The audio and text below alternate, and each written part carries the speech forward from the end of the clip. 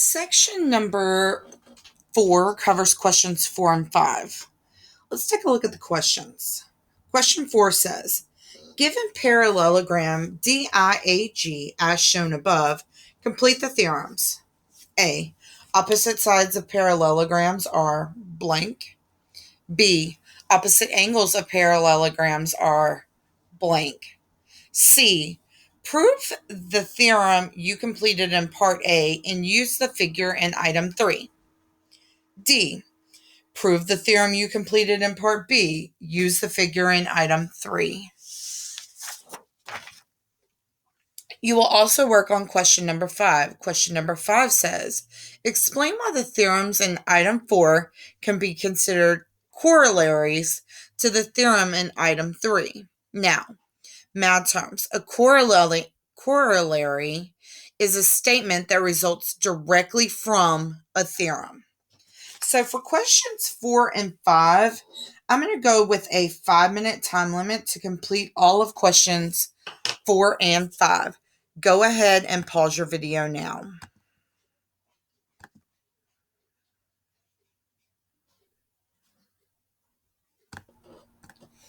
All right.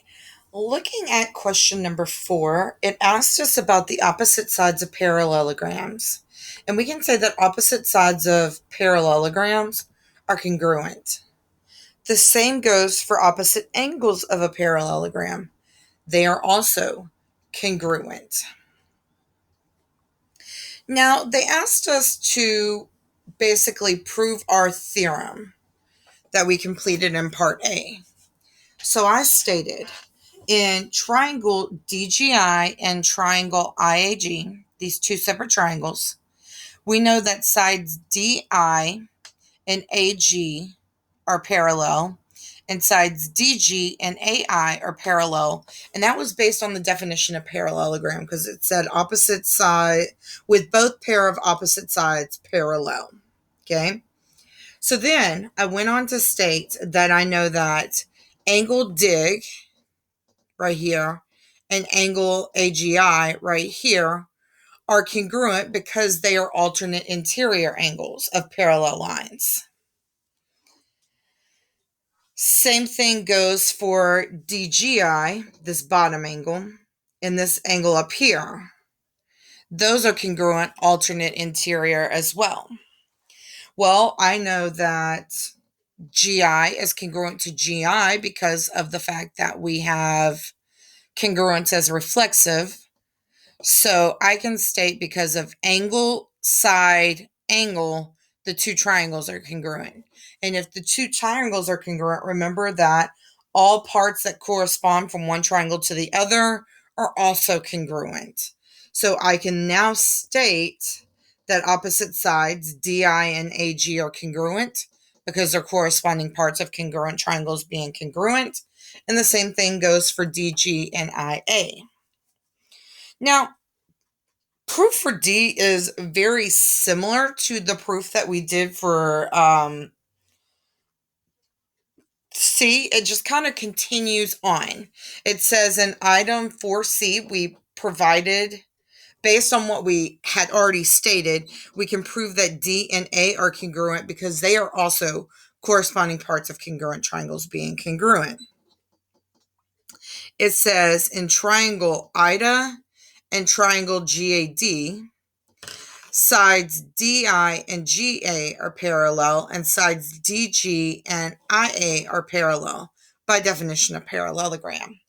Angle IDA is congruent to angle GAD, and angle GDA is congruent to angle IAD, since they are alternate angles of parallel lines. AD would be obviously congruent to AD because reflexive. Therefore, IDA is congruent to GAD by angle, side, angle. So they're saying if we were to draw on AD instead of IG, we can basically go through the proof the same way. And we can state that angle IDA, so angle D right here, is going to be congruent to GAD. And again, that is corresponding parts of congruent triangles are indeed congruent. All right, let's go ahead and take a look at number 5.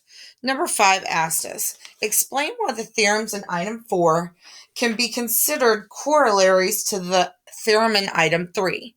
Now, remember, corollary means that it just stems straightly from, it's a statement that results as a direct from a theorem. Now, recall that in item 3, we basically stated that these two triangles were congruent. We didn't prove it until item 4, but we said that the two triangles were congruent. And again, if we know triangles are congruent, we can prove parts congruent. So that's the reason why it's considered a corollary, because it doesn't involve me walking through an entire new proof. It just stems and extends from what I've already proven. So we can say opposite sides and opposite angles of corresponding parts of congruent triangles, the ones that we listed in item 2, were indeed congruent. On to the next set of questions.